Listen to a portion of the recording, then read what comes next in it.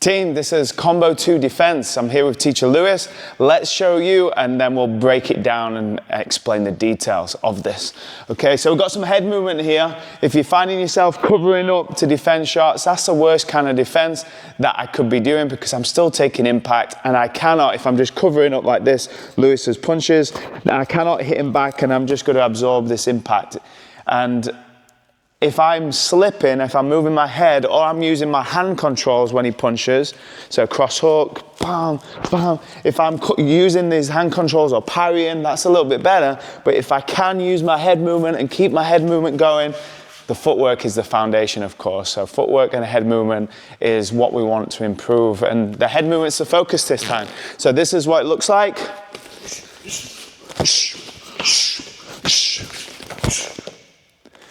Okay, so from the beginning, what we do is slip and then roll or bob and weave. And then he kicks, I cover, double cover, and then I counter back.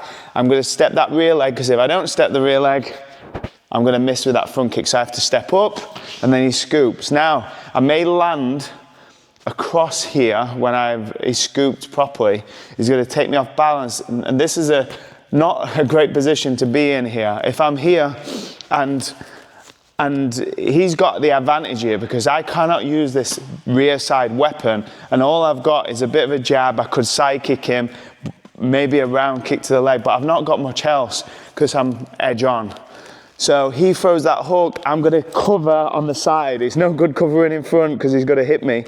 I need to cover on the side of my face and then I'm going to slide back for that step and kick. Now, with this last part, when I step and front kick and he scoops, of course, this is not going to be the best thing that I could do. The best thing I could do is probably reposition myself by pivoting off, and I'm in a better place there to then continue sparring. But let's say I end up here, this is where I've got to cover, and then I want to get out there. I could, like pendulum step on the way out, that gallop. Or I could just slide back. So from here I cover and then I could just slide back and then he's got that space. That's why he would be stepping and kicking, okay? So the best way to practice your head movement, your slips, is we'll do it in the opposite stance so you can do it along with us. Now if we're slipping on the outside, keep your lead hand up and your rear hand is going to touch your lead leg. Just like this. Now, if you're setting up a shot, you could turn that back heel and foot, lift the heel, get on the ball of the foot so you can hit them back. But this is the distance you want to slip and the amount of shoulder rotation. So now if you do that without touching your knee, it's exactly the same. Same on the inside. So slip inside, this would be more from a jab. But if you use that lead arm and touch your rear knee, this is the amount you want to slip. You put your hands up, it's the exact same. So we're not slipping out too far. We're not turning our shoulders too much. And we're not staying straight on and leaning to the side. That's really going to expose us. So that's how you want to slip. When we bob and weave, we're not leaning forwards. We're bending the legs and keeping our hands up, looking at their chest area so we can see what they're doing and we're ready to hit them back. And we definitely don't want to bob and weave low and we might expose ourselves for a knee or a kick. Okay, because I'm good down here and that knee might come up, boom. It's very dangerous. So from the beginning again, I'm going to slip. See how that I've slipped now forwards. Hold that arm out, please, Lewis.